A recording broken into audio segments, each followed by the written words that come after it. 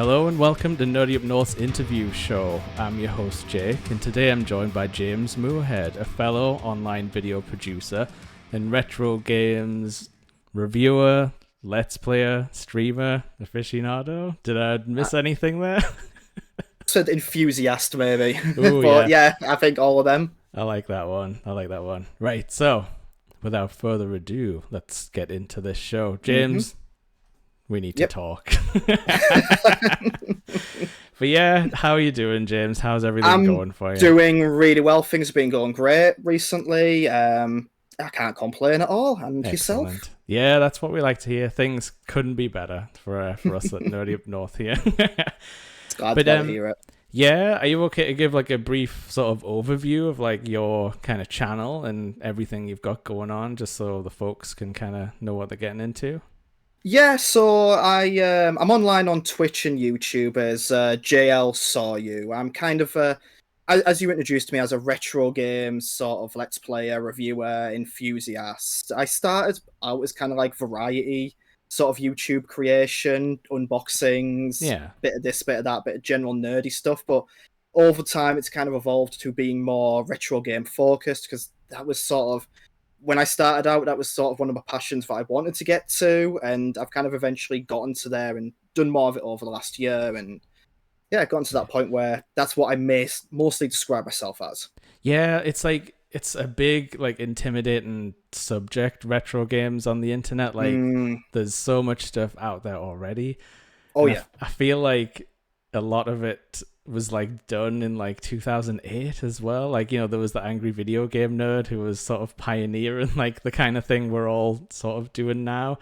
Um, yeah. There's a lot of it as well where I think it was the whole point of retro video games, sort of YouTube and whatever in the past was very much looking at the oddities of yeah, bygone eras and mocking the sort of rubbish from back then because there was a lot of it, yeah, but definitely. that was maybe more of the emphasis was on laughing at some of the bad things that had been out there. Yeah, yeah, and I think like that became like a YouTube style for a long time. Mm, So like yeah.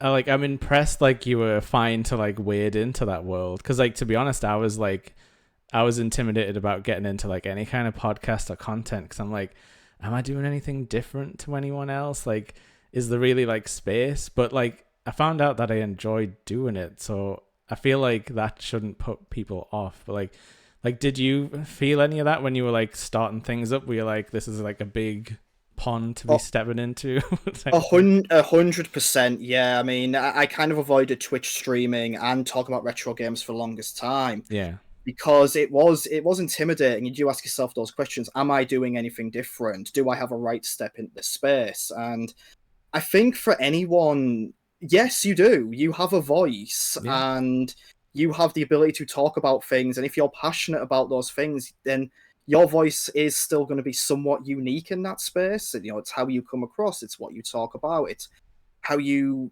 know, dictate your passion, so to speak. So Yeah. yeah, it was very intimidating. I did avoid it for like a bit of time because I thought, well, there's so many really good retro YouTubers out there Yeah. that do some great work. But I thought, well, I'm influenced by them. I'm influenced by people who play games. I'm influenced by people who do comedy online. I mean, I don't necessarily describe myself as someone who does comedy online, but a Yeah. lot of the YouTubers I watch in the retro space do.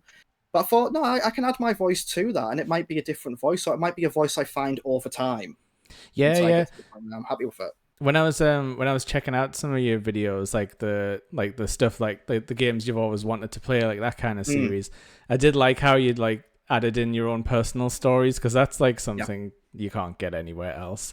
And I think Mm, we've all got that kind of weird thing where it's like, oh yeah, I did play that at a friend's house, like, or I was at somebody's house and I played like the McDonald's kids game, and it's like that was God. like like I've played it once, and like that's enough to have a little opinion on it. And you've got your Mm, story and stuff like that. There's always like weird little things that people can yeah. bring.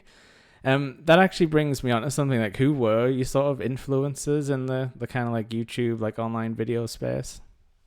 So weirdly, of the people who actually kind of inspired me to properly start doing a channel, Well, going back many years, I did have a YouTube channel. Yeah. Before I started my current job, I reviewed games and dabbled with some video stuff. It was mostly Let's Plays, and Yeah. that was kind of influenced a little bit by people like Game Grumps were doing that. Oh, But yeah, yeah. when I got my job, I stepped away from doing reviews because it was modern titles, and it would conflict with my job. Hmm. But as time went on, I thought, I kind of dabbled a little bit here and there, doing some vague unboxings of board games I got, and I thought I wouldn't mind doing this a bit more, but I kept putting myself off, and it goes back to that. Do you have a voice? And it Yeah. was Una Sanis, Markiplier, and Ethan. Their Yeah. project they did, where it was like a video a day for a whole year. And they did a kind of sit down interview with each other. And one of the things they covered was content creation, which isn't necessarily a term I like. I suppose just video creation, YouTube, and that sort of thing is Yeah. what I Yeah. prefer. But they did say about, they do have people ask them, how would you get into this? And they said literally, if you have a phone, you have the ability to do this. Just take your phone, record yourself doing something. It doesn't have to be the best thing in the world. It's not going to be the best thing in the world. You're going to learn and grow, Yeah. but just do it. Actually sit down and do it. And when I watched them talk about that, that triggered something in me. I thought, I've been putting this off for a while because I've been put myself off going, you don't really have a right to step into this place. And Yeah. here are two YouTubers saying, just go for it, just do it. So they were kind of a bit of an influence on me getting started. There was sort of a YouTubers like Ashens. That was kind of a style I went for originally. Yeah. Yeah. Not being on camera, just showing whatever I was unboxing, that sort of thing. As far as other ones, I kind of watched that influenced me to just kind of try to be myself and push forward. Again, I'm not a comedy YouTuber, but a lot of my influences are comedy based. So it's Yeah. people like Mr. Biffo of Digitizer, who I'm a huge fan of, and Octavius as well. Oh, okay. Just like, them sort of people like just sort of influence me to do what I want to do because they do what they want to do. Absolutely. And And like yeah, I think some people get a bit too like hung up on like can I be comedic, or like, am I like wasting time here like watching comedy or thinking about comedy? But like mm, there's a lot more than just writing jokes. Like you can learn sort of like speaking timing, like what kind of sounds and feels good to do. yeah, Like I'm like no comedian, but when I like to know why something is funny, like I like to think about it, and I feel mhm, like it translates in so many places. And like, to be honest, like when you're around people, a lot of people are like cracking jokes constantly. yeah. Like you rarely get like a group of friends who like sits in real life and has like serious like conversations every single time they get I together. think, especially in Britain, Yeah. the UK, we're all very much. You always sit in a group, don't you? It's always like the first one to get a joke out. You're always kind of Yeah, ribbing each other. You're always taking the mick out of each other. And absolutely. yeah, Yeah. you're absolutely right. I mean, part of the reason they influence me is because they do their own thing, but it's also watching like how do they present themselves? What are they presenting? Yeah. How do they use visuals? What sort of gags do they potentially do? Because I've put a few gags in some of my videos now, and that is kind of influenced by watching what they've done and thinking, Yeah. okay, is this the right moment for a sort of visual gag kind of Yeah, thing? yeah. No, I've noticed you'll put something in every once in a while, but it's like sparing, you're not Yeah. like you're not going out of your way to be like every line is a joke, like or every like second Sometimes, line. yeah, sometimes it's an idea that just won't leave my head. Like Yeah, you got to the put it out there. The Tomb Raider 2 video I did, the main villain is called Bertley. Yeah. And for some reason, I just kept thinking, oh, Bartley, like the butter. And Yeah. that just became a one-off visual gag in the thing where I thought, I'm going to have a floating box of butter fly Yeah. past for some reason that looks angry. And that was one thing that I thought was actually funny, but I don't try to go for jokes because I think I'd rather just be a natural thing. Yeah, like you're right though. Like I've definitely done things on stream where I'm like, this just came to me and I need to like put it out there. Otherwise, Mm. like mainly just to get it out of my own head. Like Streaming can be very good for that. as soon as I got the green screen, I was like, I'm gonna do silly sketches where I like Yeah. time travel places. It's like Yeah. I And don't that's know where that brilliant. idea came from, and I think I'm kind of done with it now. I think it's run its course. That's one thing I really do know, liked, when to cut something off. That's it. I really liked seeing the parts when you did do it. You were traveling through old like 90s and 80s British shops. Yeah. You're outside Woolworths one day, CNA the I next. was just thinking, what can I do with just a flat green screen? But I think like it all culminated in going back to play Screwball Scramble, which was like a web browser based version. Oh my god! And that took like an hour to complete. That's like a whole saga.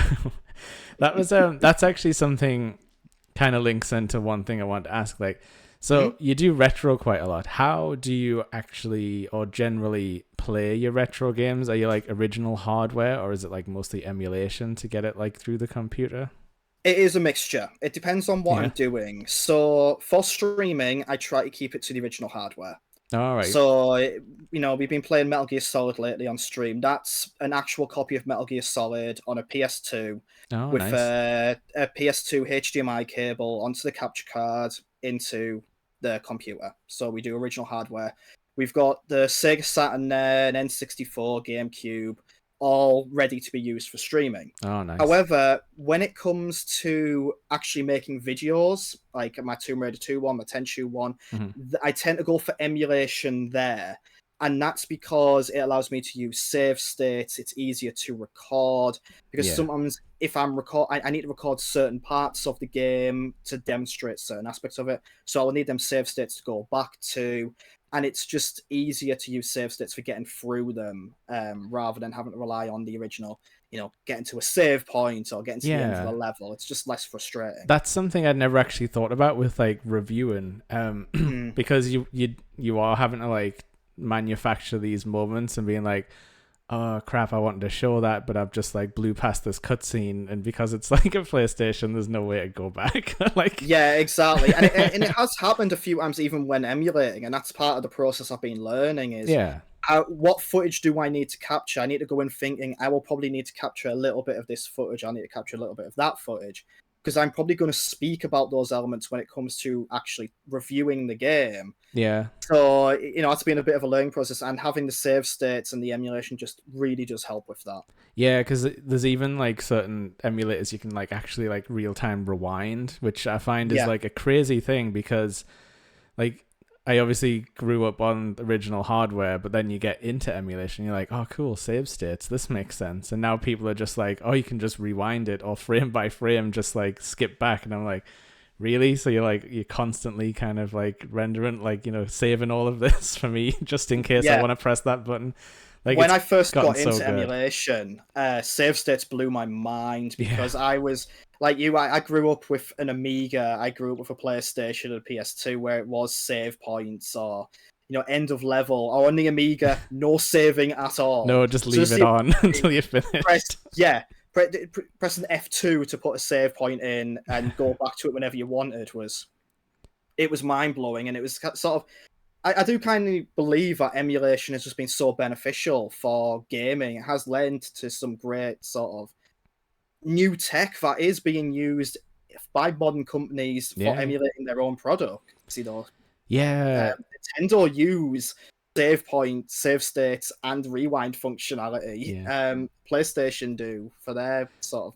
I think library. I think Nintendo even got in like some slight trouble when they found some like code from like a well-known emulator like actually in the sort of Wii file, like virtual console file. I believe it was their re-release of like Mario All-Stars. It was like a 25th anniversary release.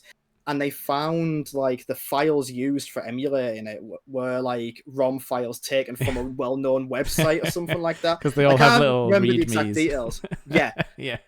When you rip a ROM, it does have like a certain file structure, and it was identical. So I think it was really funny. I think that was also like the video game disc that had about like 10 megabytes of data on it, like on an entire DVD. Really making use of it all there. You could have put like a really lovely Mario documentary on there, but you've got like a 4 gig DVD, 10 megabytes, if that used, and the rest is just blank space. And I'm like I'm that loser who bought like Mario 3D All Stars, which is just 3 emulated copies. I've got it as well. With no bells and whistles. Yeah. But I'm a sucker for Mario 64, and I just keep buying it over and over again.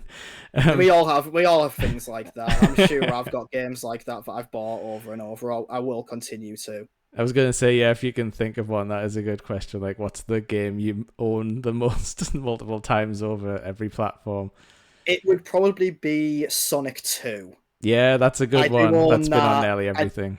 do own that a good few times because that's one of my all-time ultimate comfort games. Oh, It's that's just a game I can pop on and play through in an yeah. hour, and I love it. Oh, that's amazing. Because like I absolutely I like never owned a Sega as a child. Same.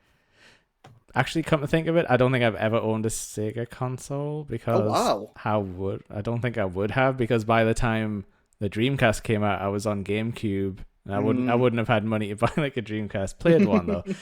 And then they were just out of the console business after that. So like Yeah. so Sonic 2's one of your favorite retro games, but you didn't have it as a kid. Like, did you play it at the time No. or? So for me, I grew up with an Amiga and went to the Yeah, PlayStation, but back in the early 90s, and it's one of those weird kind of quirks of looking back at all the stuff. Sometimes we look back at it through like a different lens. yeah, But back in the early 90s, I don't remember many people having Nintendo consoles. yeah. I don't True. remember many NES consoles being around. I don't remember many SNES consoles being around, but I do remember people either having an Amiga, some rare cases that have a C64, Oh or yeah, they would have a Mega Drive. So absolutely. I had a good friend who had a Mega Drive, and I just remember going around his on, every Friday I'd tend to go around and sleep over. Oh yeah. And we would play Sonic 2 late into night. It was one of our favorite games to play together. We'd swap playing Sonic and Tails, and yeah, it always ended up being like such a favorite of mine. And I got really into Sonic. I loved Sonic the comic, the old 90s Oh comic that yes. I kind of followed the stories. I had the I had one issue of that I found at the corner shop.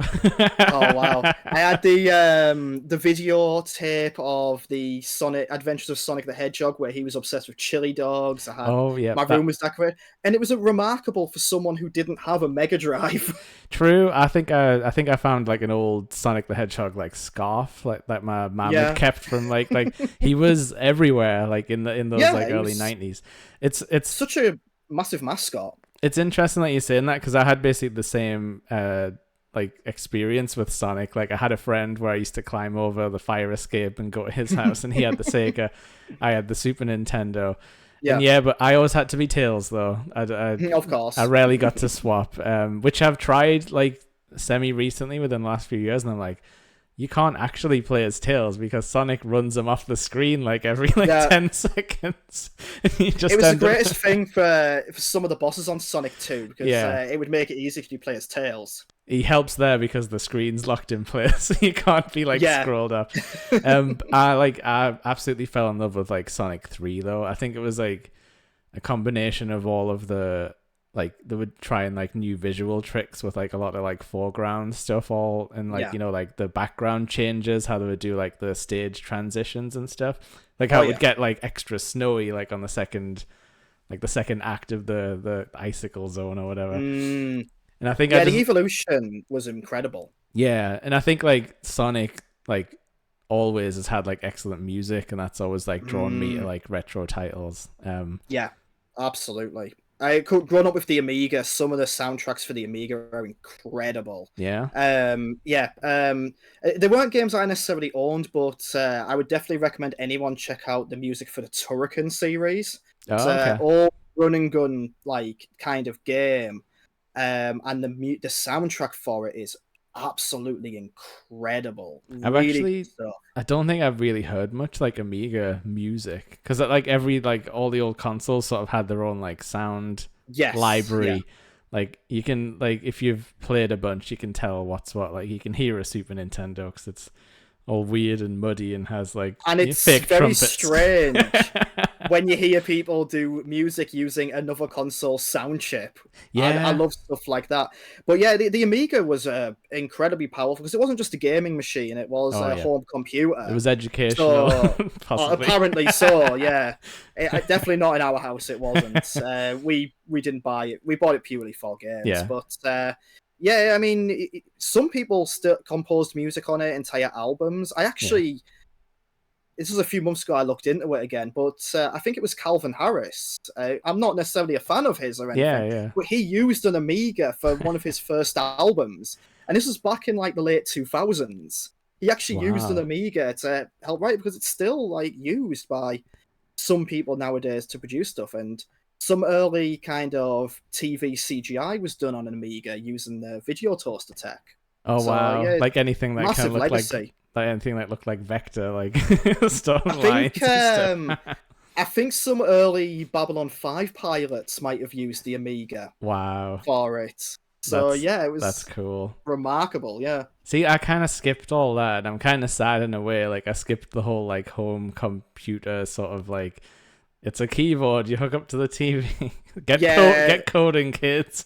you had the whole home computer wars back then as well. Like Yeah, it was, there was so many of them flying around. You know, Atari had a go at it. I think my Like parents. Spectrum had a go. I was gonna say my parents had a ZX Spectrum. I think Death Race and Bomb Jack were the favorites in the house because I think they're just Yeah. ones you can play competitively for score. So Mm. then you can be like, you know, I'm better than you at this. yeah, and there's definitely I've heard stories of like my dad and his friends being like, "Oh, I beat Super Ghouls and Ghosts, and nobody in the house was awake to see that I actually did That's good it." in that because that is a game you need witnesses to complete that. I've never even got past the first level on I was it. gonna say I didn't when I got told. I was like, I don't believe you. That game's too hard.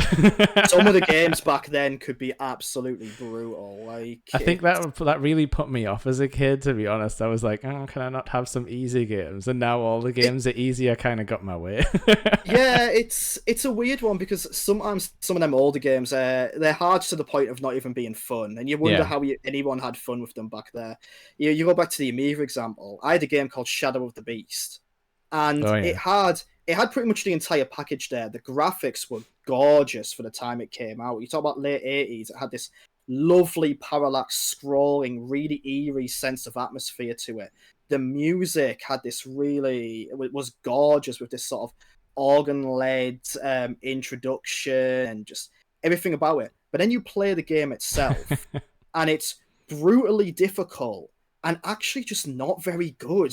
Oh no, that's the But worst when it's got an excellent intro and then you're like, oh yeah, dear. but it had like everything about it. It had the entire package around it. I mean, it was sold at a higher price and came with a T-shirt because of all the Yeah. production that went into it. I believe the artwork for the box was done by Roger Dean, who Yeah. did a lot of your old prog rock album covers. Like Oh he yeah. was famous for the Yes album covers, and he worked on the album covers for this. So it really had a lot going So it for was it. But very the much game, like airbrushed on the side of a van style. yeah, but the gameplay itself just it doesn't hold up as much now, but I Yeah. guess back then it was seen as marvelous. But Yeah, like to be honest, like back in the early retro days, like a good intro could like get you quite far. Like you had all your oh yeah, double dragons being like, he took my girlfriend. And then it's like you just sort of like slogging through the same guy over and over again. yeah, But you've always got that little like spark in your head where you're like, right, this is the story, like this is why I'm doing what I'm doing. it seems so much more epic than it actually is. Yeah. So like how are you feeling about sort of like where modern gaming's at the moment? Just like as a fan, like is it like are you kind of feeling yourself dipping back into the retro because there's not as much to play, or are you still very much like checking out new stuff as well? Oh, I'm both. I'm definitely both. I've Yeah. got nothing against any sort of modern games.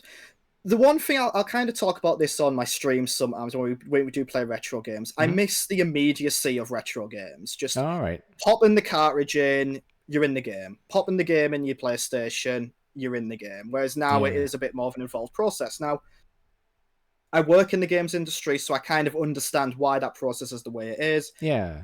And games are more complicated to develop. They're more, they're bigger and wilder, and that's absolutely fantastic. I've got nothing against modern games. I think there are flaws with the way they can be. There are issues with the way the live service models can be, the Yeah. microtransaction models can be, so on and so forth. I think they do need to work out these kind of things and issues because it can have a negative impact on people who play the games, and it can create either unrealistic expectations on parts of players or lead to games shutting down before the time, or just forcing games to be something they don't need to be, which Yeah, we like have it's seen. almost in the way of like the fun. Like Yeah, it gets in the way of the gameplay, which is kind of like what we're all there for at the end of the day. it's like, sometimes the games are hard, and this has been a problem since maybe the Xbox 360 thing, where games might Yeah. have a shoehorned in multiplayer mode, and you think, well, you didn't really need to do that.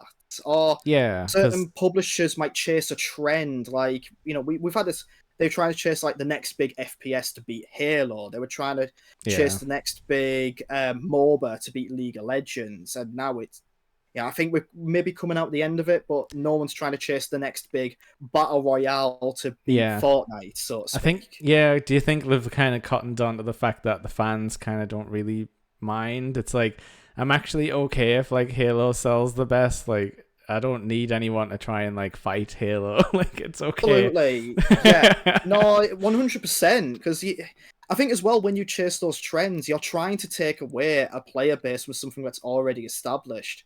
It's True, very, yeah. very hard to take away from League of Legends fan base because they're already playing it. They're loving Yeah. that. Why would they move to something else? Some of them might take a look, but then they're going to go, well, this isn't what I'm used to. And I Same with suppose like Fortnite. from the other direction as well, like if I'm a fan of like the MOBA or like the Twitch shooter as they're sometimes called, like Yeah, Call of Duty and stuff, like why would I just randomly pick up a brand new game if I'm kind of still playing it? Like you gotta let like the dust settle, but I yeah, suppose like the problem is like the company's getting these cycles where like there'll never be a non-active Call of Duty probably ever again unless like yeah. it really like falls off. But I can't see it happening anytime soon because they still It's sell hard great to every year. imagine it. Yeah, it's hard to imagine it, and I can understand why. They're solid games, and they're Yeah, also they're familiar, and they're kind of made for you and your friends to play about with. Which yeah, is, they're not my type of thing. I'm not into competitive shooters. I'm not really into competitive gaming. But I understand the appeal to it. And if you've got like a limited amount of time to play a game, like half an hour to an hour a night, you pop mhm, on with a couple of your friends and you have a few rounds of Call of Duty or Fortnite, and it's really good fun. yeah. But then someone else comes into the market and they're trying to take that audience. Like, well, that audience only has a limited amount of time. They know this game, so unless you're really, really special or unique or you've got a good in there, you're not going to take that market. It's very difficult. Yeah, absolutely. Like I'm kind of similar as well, where like I don't particularly enjoy competitive stuff too much. Mm, Probably just because I grew up just playing like Mario alone or something. Like, same, or like, same. and like, but I'll tell you what though, like there is something about when you can get in a space where you're like having competitive, like everyone's on the same level. It's almost Yeah. impossible to manufacture, but like I've Oh definitely yeah. had those moments where you'll sit all night playing Tekken because all of your friends are like around the same level. Therefore, Mm, nobody gets mad when like someone gets beat because like you just kind of overtaken with combos. Like, yeah. I've had many fantastic nights.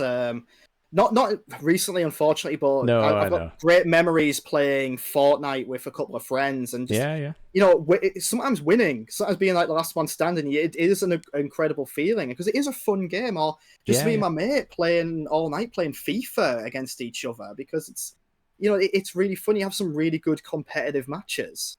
Yeah, like, and I think like everyone is like, I've like talked about this before, but there's a little bit of a like misconception I feel like about kind of getting into like online videos or like streaming, like that you have to be like excellent at the game, and it's like, and I've never kind of seen that as a like a prerequisite. Like, Oh yeah. I don't think I watch anyone who's like the best at the game. It's just like I'm watching it to just get like the whole experience.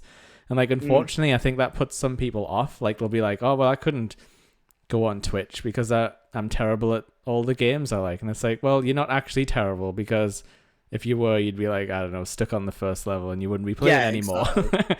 Like, No, totally.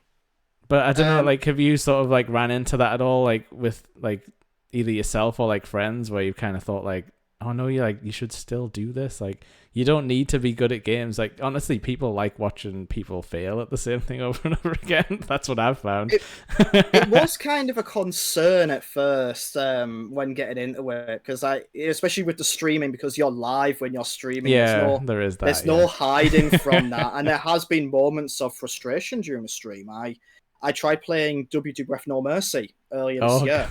God. Oh, you get beat by the APA in the car park by any chance? Yeah, it was something like I think it was the Big Show several times in a row because I didn't realize that the games will like titles dictate the difficulty, and you can't Yeah, change that. and there was a bit of a like choose your own adventure like Yeah, part of I it. think I think as far as the difficulty goes, or being good at the game goes, you're absolutely right. You don't need to be good at the game because Yeah. if you're passionate about what you're doing, like my whole thing with playing the retro games is for some of it, it's showing off games that I loved growing up. Like Yeah. Tomb Raider 2 is about showing off that game because I loved this growing up. I wanted to complete it and share that. Mhm. With Tenchu, it was I always heard of that game growing up. I've Oh always yeah. wanted to check it out and play it. If I wasn't very good at it, then that's something to talk about. I think Especially in the context of review. Why yeah. wasn't I good at it? What were the barriers to me being good at the game? And Yeah, actually that review had a little bit of an arc though where you were like, "Oh, actually I finally kind of get it now." yes, Which I think like it can happen to anyone. Like oh totally. you can be the worst person at a game for like a few hours, but like there can be something that'll click.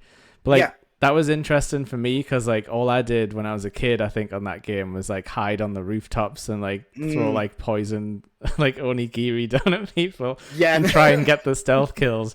But I was probably terrible at it. But it was just like, oh, I get to be a ninja. Yeah, that's it. And there's very few games out there that allow you to be a stealth ninja. A lot But of it was ninja-based games But it are was awesome when I yeah, watched super that tough. video because I was like, you're coming at this like to discover it and Mm. you're actually enjoying it, even though it's probably really outdated by today's standards, especially for like stealth action, which Oh has yeah. had a lot of like advancement, shall we say, like since the Yes, first. yeah. No, 100%. It was an interesting one, and there are certain genres that I just have never clicked with. Yeah. And I think it's always important to get that sort of perspective when you look at games. Like, I will never ever click with fighting games. There's Oh, just okay. something about them. Just I like them. I like Mortal Kombat and Soul Calibur. Those are the probably my favorites because I Yeah. feel like I do get on with them. Never really gotten into Street Fighter too much. I give it a try, and I appreciate what it does. Yeah. Um, but I've just never been able to click with it because I'm just not very good at reading sort of frames to do like blocking or Yeah. parrying, that sort of thing. It's why I've never played Sekiro Oh, because it yeah. relies more on the parrying aspect. Whereas I can play Dark Souls and Bloodborne, not Hmm. necessarily great at them, but I've played them and completed them. But because you can kind of brute force them a bit more, you can be a bit more aggressive. Whereas Sekiro is more parrying, which I'm just Yeah. not very good at. But Sekiro's like a mean game as well. oh Like yeah, I feel like you don't heal very much, and like you mm, say, like you die in like two hits unless you're parrying a lot. yeah. I But just felt it was like a mean spirited version, which was a shame because it was supposed to be like a Tenchu game, and I like Souls games. yes, and it was originally. Yeah, and I like Tenchu, I like Souls, and it was like, oh no, this game is bullying me. I'm gonna have to stop Yeah. because I'm not enjoying myself. But I think if you're interested in playing games on like streaming or making YouTube videos about them, if you're not very good at the game, then that's valuable because people Yeah. can see and relate to it as well. You know, you Oh yeah. don't just go off if you're buying a game, don't just go off one person's opinion. Find people who think like you or like what you like, but also maybe see what someone who doesn't like that genre thinks of the game. Because if they like that game and have a revolutionary moment while playing it, then you can go, oh well, maybe this is very good if it's good for them. Yeah, true. And it's like you can also Twitch is interesting for the fact that you can run up against people who can actually help you in a game. Oh yeah, Like you could be missing something that like the chat thinks is obvious, but it's just like not mm, on your radar. And yeah. like I've definitely had people help me through like Souls stuff when I was playing some like Elden Ring, and they'd be like, okay, there's something really bad coming up around this corner. And I'm like, okay, I'll pop the shield up. Like, Elden Ring I and appreciate some tips like that. Sorry. the one thing I really love about Elden Ring and them sort of Souls games is they're very, very difficult, and I won't Yeah. sugarcoat that. They're not for everyone, and I am kind of an advocate for difficulty levels in them as well, Yeah. Yeah. which maybe is a different discussion. But Oh, one thing I did have on that point actually that I heard about yeah, today was that there is a mod coming out adding like accessibility controls to Elden Ring. So like that's cool. if anyone's like wants a little bit of an easier version, like Mm, the fans are kind of making it happen. But yeah, sorry. that's really cool. But yeah, I'm a big advocate for difficulty levels and that in them Mhm. games. But the one thing I do like about them, and it's kind of a bit of an old school thing where you get that sense of community around Yeah. those games. Dark Souls doesn't tell you everything in it, but you can delve online at like various websites and wikis and see all this information and all these Yeah. different strategies for fighting the enemies and getting through it. Elden Ring was great for that because it was like, oh, this is where you can get this spell from in this cave and explore down here. And Yeah. you read about all these moments that people are making in the game, which What I I like think that's really neat. what I love about Souls as well is like everyone's got their own thing where they're like, oh, this is the only way to play. Like, this is really powerful if you do that. And then someone's like, no way, I never touched that item ever. Like, for like 100 hours. And I love that people can have that like different experience of like struggling against like the game's difficulty and finding their own little path. And then when they go to like Reddit, they're like, oh, nobody does it like me, but like this is also valid. And like it's really neat. I think I remember for like Blood Starved Beast, there was like someone, like loads of people online were chatting like, you know, this boss is horrible because like if anyone doesn't know, it's like really aggressive and then triggers like AoE poison when it's like in the last 25%. So it kills lots of people when you're like just about to beat it. It's like the worst feeling in the world when you go in like trying to get greedy. But then someone was like, oh, you just dodge to the left. And then people were like, what? And then it actually works if you try it. And then everyone had like these like silly videos where it was like the Beyonce like to the left. And it's like it actually works, and it's stuck in my head. And I finally beat that boss just because of like silly like online interactions. And I love that can still happen because it's like the old like schoolyard where people would share fake Pokemon cheats. Mostly was what we had back then. That is exactly it. That's what it's like. It's like that old sort of communal feel with those games, and it's sort of you know, to another point, behind like some of the surface level toxicity you might see in gaming communities. If you do push past that a little bit, which people shouldn't have to, but unfortunately it happens. There are some really lovely gaming communities out there, and you know, there were like maybe one or two people who will strive to ruin it, but you know, like I said, the Souls communities have some lovely kind of people out there, and I see this a lot as well because I love watching speedrunning. Oh yeah, speedrunning of games, and you have a look at like when they do like games done quick and whatever.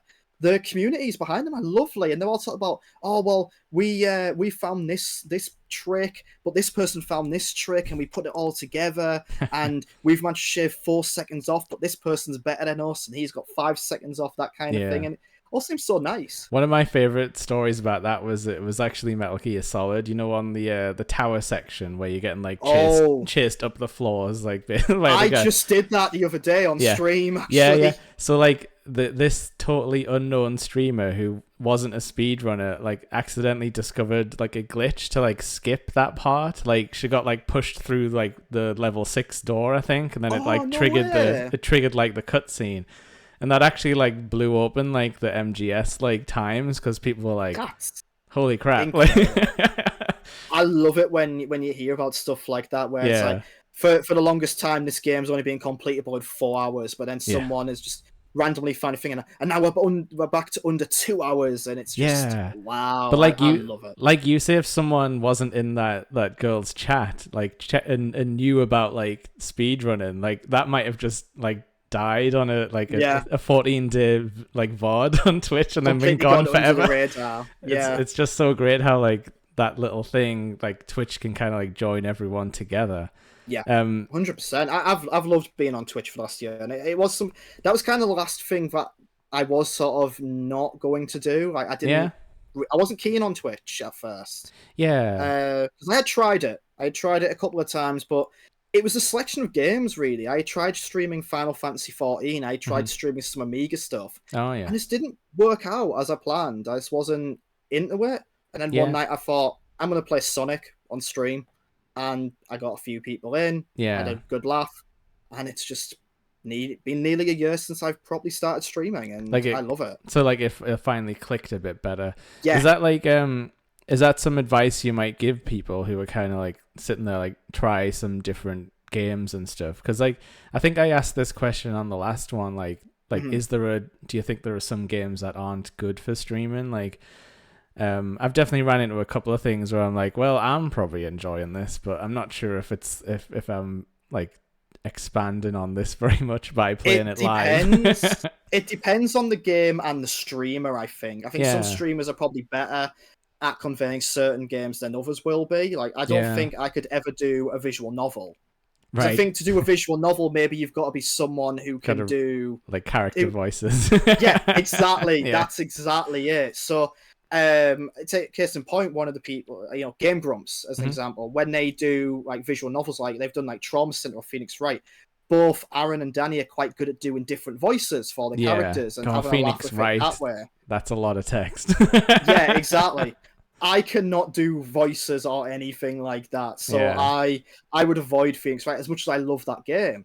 But something like Sonic, where I can just casually sit there and enjoy platforming and take the mick out of me dying or being rubbish at it, I can do that. Or Metal Gear Yeah. Solid, where I can sit there and go, "Oh, this is what I really love about Metal Gear Solid," and talk about the context of the game coming out at the time because I remember that game coming out. Oh I yeah. remember the around it and how big it was and things like that. Did you have the demo as well before it came out? I remember getting the demo, and it Yeah. was the only demo. It was the only game on that particular month with official UK PlayStation magazine.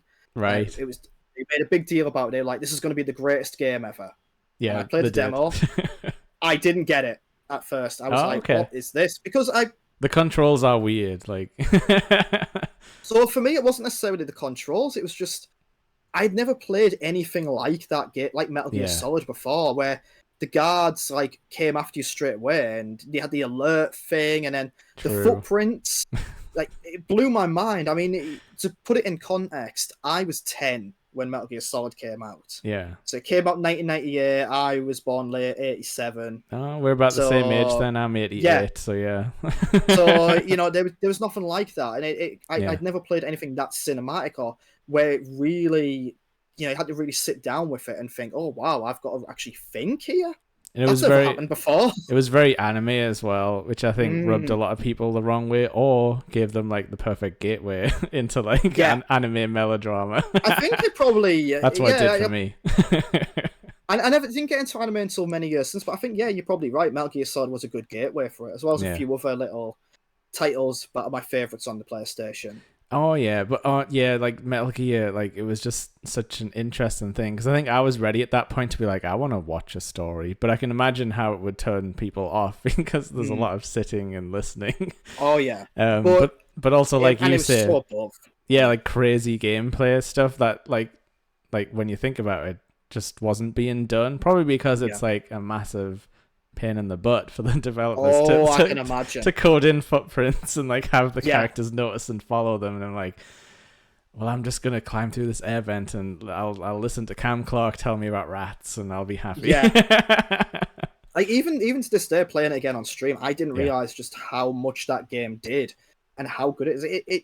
It holds up now. It's so Yeah. good. I before I started with Nerdy Up North, I did like stream under my own name and stuff, and I did Metal Gear, and I got like partway through 2 as well.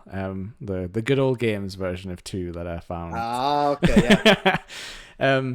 But yeah, like it's nuts looking back and just thinking like I can see like if this was brought out in a different time, I think it would still hit because I think you would only like gain from the experience, like because the controls are a little awkward. And I think with like a modern eyes, I suppose you kind of get Metal Gear Solid 5, but Mm. you need like with that story, like it would still hit, and that's like a cool thing Oh to yeah. discover when you're like, we were right for liking this back in the day. Oh yeah, 100%. And I mean, you just look back at that year though. 1998 was an incredible year Yeah, for video games. Like 97, 98, 99 were just you had like all these franchises being born like and like just Ocarina came out and stuff like that. Yeah. yeah. You had like the first Half-Life was coming out around that time as Oh, well. was it? Yeah. Yeah, like we were just on the back end of Quake as well, on the PC. So and Thief, because Oh, you had yeah. the 3 games that birthed the stealth action genre: I think Thief, Metal Gear, yeah, I Siphon wasn't Filter, arguably. definitely yeah, I wasn't aware of Thief back in the day, but I think if I had heard about Thief, I would have been like, that sounds like the most perfect game. Because I suppose we came from like the era where you might read about a game in a magazine and just have to like fantasize about it because Yeah, you couldn't afford it, and there was no which way you is could see footage. yeah, which is why I do games I've wanted to play now because of Yeah, all yeah. these games I remember reading about growing up. I thought I always wanted to play them. Oh, look, you can now. Yeah, because sometimes it's a good idea to like actually find the time to do it because Mm, like most of the time, I think with like emulators, you'll just sit and play the things you remember, like, you know, the, Yeah. the old standbys, like Mario Oh, 3 or totally. World. Yeah, Mario 3, Sonic 2, Mario Worlds, that sort of thing. Yeah. Wild Arms for Well, the you've seen the PS1. background. I'm a World guy. It's a fantastic game. Can't Um, blame you. yeah, that was kind of like my sort of gaming awakening, kind of first console I had and first sort of Mm. game that was mine. So, absolutely. Is there any game like that for you where you feel like you know it like way more than anybody else? Like you could probably talk about things in like every level if you're allowed to.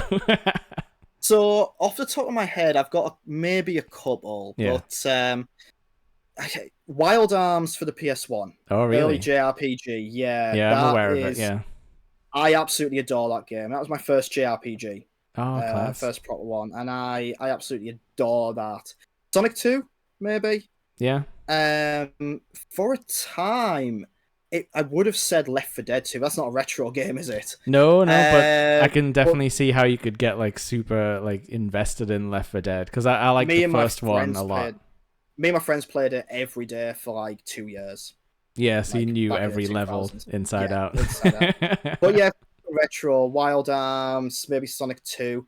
There's an Amiga game called Super Frog, Super which is one of Frog. my first platformers. It's a Team 17 platformer. Oh, really? The Worms guys. Yes, so this was before Worms, Yeah, and you play a frog who was originally a prince, but the princess got kidnapped, and the classic. evil witch turned him into a frog. And one day the frog's downstream, and he finds a bottle of Lucozade, Is it branded as which was well? which apparently was going to be Newcastle Brown Ale in the original version, but they Wow. realised this is probably going to be a game for children. He drinks the Lucozade, and that transforms him into Super Frog. Yep. So off he goes to stop the evil witch. Oh, I might have to check this out. It's It you sounds know very what British. it's one of those old platformers from the Amiga era that Yeah. actually still holds up today. You'll find yourself traveling through a forest, the witch's castle, Yeah. then getting transported to a circus. Classic. Then at the end of the circus, you find a time machine, which sends you back to ancient Egypt. Then you Oh, get through the excellent. ice caves, and this is the sort of thing about old platformers and like the arrangement of the worlds was just so bizarre because you go Yeah. from the ice caves to the witch's space station Oh, yeah. Yeah. That because she has one apparently. to me, I don't know why, but that feels like very like British sort of like, you know, made in Yeah, like some university like halls or residence like game. They always had like a space level and there was always like silly jokes everywhere, which 100%. yeah. Yeah, and every level you had like a slot machine to get bonuses and power ups and whatever. Oh yeah, stick a bit of gambling in there with the brown Just a ale little bit, yeah. for the kids. But it's a fantastic game. I definitely recommend anyone who's ever interested in Amiga emulation, definitely check it You out. know, I don't often find someone talking about a game that I've literally never heard of and sounds great, so that's awesome. Because like we were saying earlier, I'm just one of those guys who's been on YouTube watching all the retro people for so long. I feel like, unfortunately, the Amiga kind of gets has been a little bit buried. There's a thriving Yeah. Amiga community, but mainstream wise, doesn't get spoken about maybe half as much as it should because Yeah. it was a big deal back in the late 80s in the UK.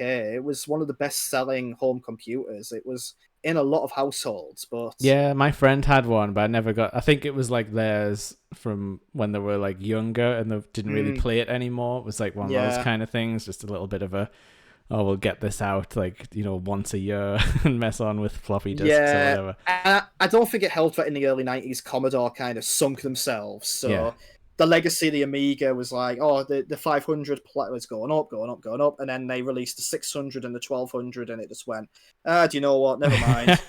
Then they tried to release the CD32, and Oh, by yeah. that point, you know, the Sega Saturn was out, which wasn't exactly thriving. But then the PlayStation came out, and you know, nothing was standing up against the PlayStation back then. No, You know, definitely apart not. from the N64, maybe. But I think like luckily like gaming's not that volatile anymore. You know, like when like an updated console comes out, it doesn't just kill, like absolutely kill the interest. Like, you know, like yeah, like the Switch OLED didn't make everyone drop the Switches, but like no, when someone brought out a new console back then, your parents were like, oh, what? So there's new games? Like, you're not getting that. And then like, that was like the end of it. Like, It's I've got to buy this console so you can play this game. Like, yeah. nope. The early 90s were an absolute weird battleground for it as well, Yeah. because there was so many. Sometimes when I look back, I'm surprised at how many companies were vying for attention back then, both Yeah. in the handheld market and the home console market. And there were so many flops back then, really expensive ones, that I don't know how. arguably killed the companies. Yeah, true. I was just gonna say, like, I don't know why anyone thought it would be a good idea to try and compete with the Game Boy. Because I Yeah, feel like if you'd played one, you'd be like, "Oh, this is like really high quality. Like, if we're gonna like beat it, we're gonna have to do something really special." And nobody quite got that. I can understand. I can understand the Game Gear, like Sega trying to compete, because I think they got a bit of Yeah. confidence from the Mega Drive, but And was that they the released one? something that Was took about 4 batteries and died quickly. Yeah, I was gonna say, was Game Gear the one that had its own games, or was that the thing where you could put your Sega cartridges in? Or was that a different? It had its own games, but a Right. lot of Yeah. them games were kind of ported to the Master System, weirdly enough. Yeah, So because they were the like Game Gear equivalent. Sonic was the same as the Master System Sonic, and Ah. then Atari had the Lynx, which Oh I yes. know very little about, and they tried to release the Atari Jaguar around then, which I know even less about. I've seen that. It looks a bit like a toilet, is what the Angry Video Game Nerd did, because it like had a There was disk drive that popped up like that. But yeah, yeah, like the controller was horrible for the Jaguar as well, from what I've seen. yeah, kids don't know how good they've got it. That the companies aren't being like, now you've got to buy a CD add-on that attaches to the bottom of your console. Yeah, or here we're going to release the Sega Saturn this year alongside the Sega 32X for the Mega Drive. So kids are like, Yeah. well, which one do I buy? And Sega's go, no. And like, would you like to play a Sonic and Knuckles on your 32X? Just Yeah. like you're stacking higher and higher out of the TV like Oh, cabinet.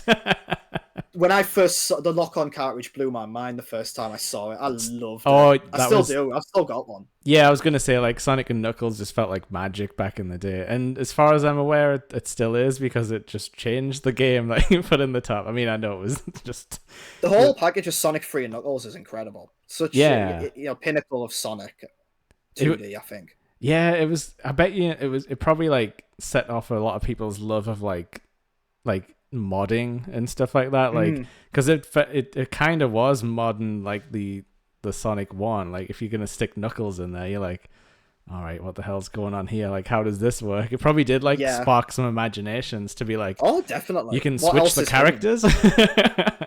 Yeah, what else is hidden in here? What else can we do with this? And Yeah. you do see that now, like palette swaps and mods for those old Sonic games, putting the different characters in there. Yes, and all scary ones like Bloody Sonic. So like, how are you feeling about like? Because we've talked a lot about retro games, but not like how to get them these days. Like, how are you feeling about the retro market? Because I'll like for me, like I'm kind of like the most down on it I've been in a long time because I think like people have just like price gouged to like to hell. Like when I walk through like conventions or like retro game stores, I'm just like, no, like N64s, they're worth about like £35. It was like 100, it was like 120 possibly back in the day. Like you can't charge the same again. It really, yeah, it depends on the system you want to collect for, because Yeah. some are far worse than others. I mean, I find PlayStation 1 and PS2 would be kind of all right-ish to collect for. Yeah. And some of the games, when you see the higher price, you go, okay, it's a rarer game, it's a very good game. I kind of understand why it's higher priced. Yeah. Same for the PlayStation. Sega Saturn, I have very few games for, and I find that quite a difficult one to collect for. Absolutely. Yeah. One of my holy grail games I'd love to get hold of legally is on the Saturn, and that's Panzer Dragoon Saga. Yeah, that's kind of the only one of the big ones I've heard of because it's expensive. Like it's famous because of that at this point. That'll be in one of my upcoming videos. That's one of the games I'm doing because I am gonna have to emulate that. I'm gonna have to use a reproduction copy of it because I'm not gonna buy that because it's £800. Yeah, you know. Okay. The N64. I'll keep an eye out for it though, in case we unearth a copy somewhere. You never know. Yeah, maybe one CEX where they don't realize the full value of it. Yeah.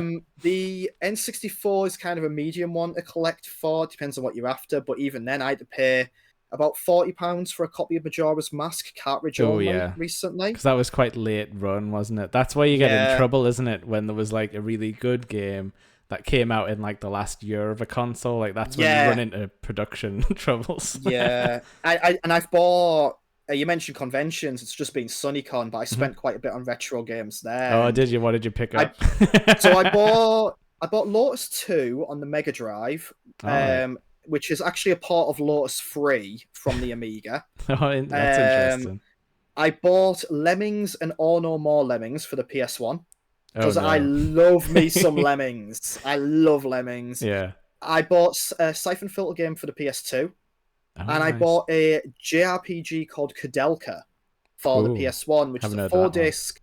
It's a horror themed JRPG, Victorian horror, Oh, actually that set sounds in Wales, interesting. and that ran me £50 for Kudelka.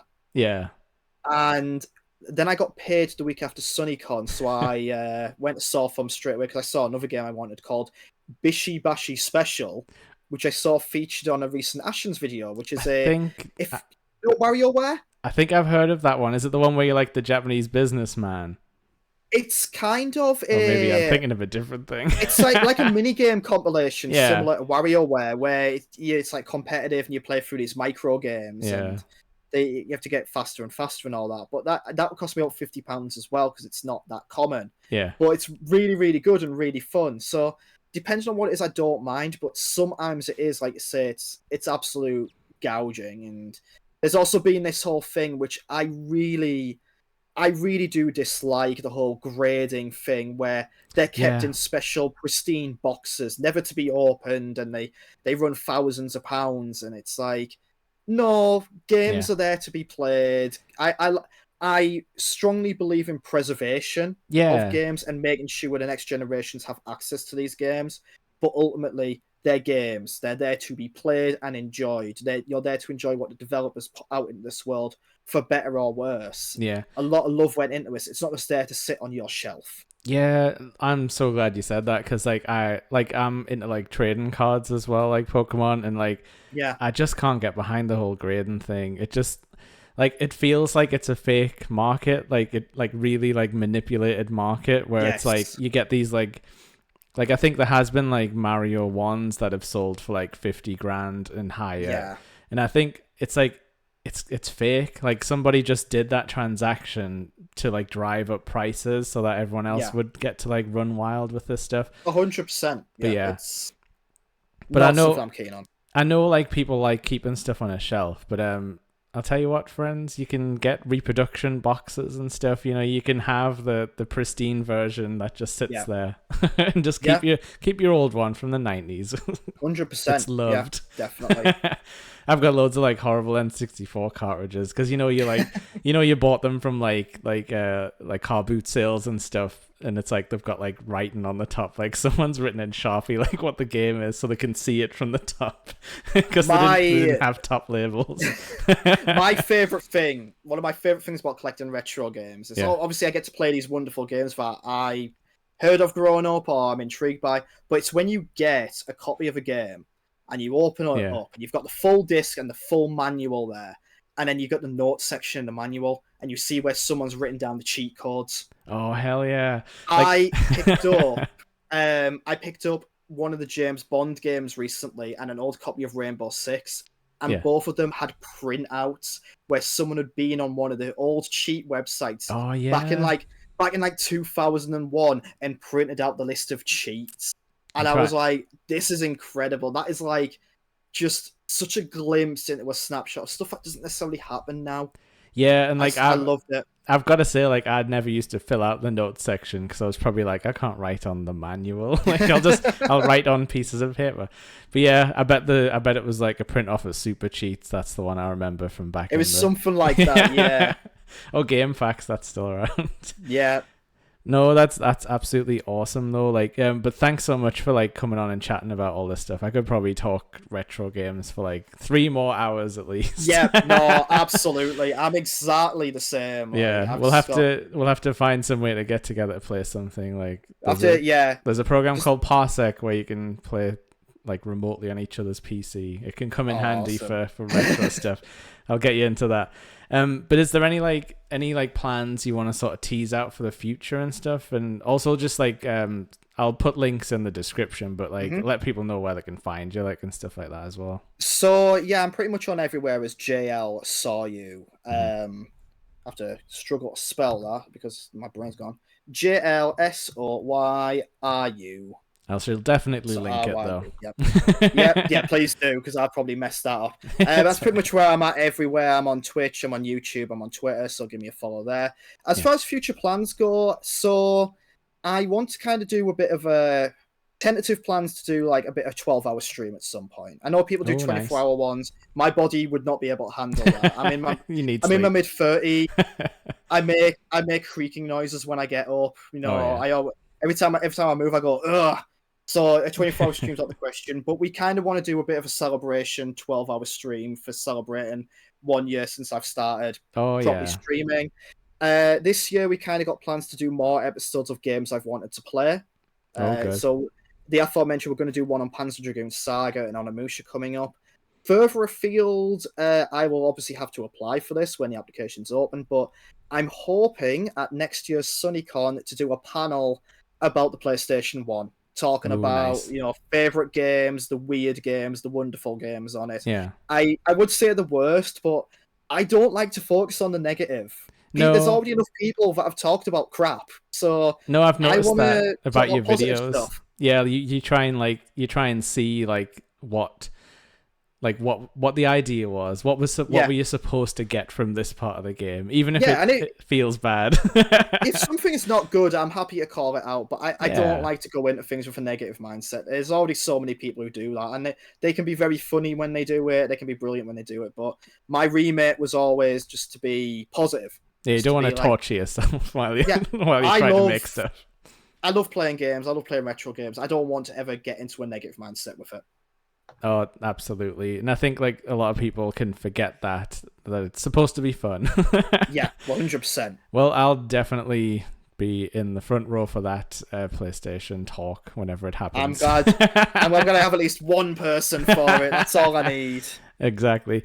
But yeah, thank you so much, James. Thanks for coming on. Yeah, absolutely no problem. Happy to do so. Like I say, I'll put links to everything down below. But thanks to everyone who's watched as well. But we'll Yep. see you all on the next one then. Yep, thank you so much, and hope to see all of you in a future stream or in one of the comments on my videos. Absolutely. Join that chat and make some comments. Bye, everyone.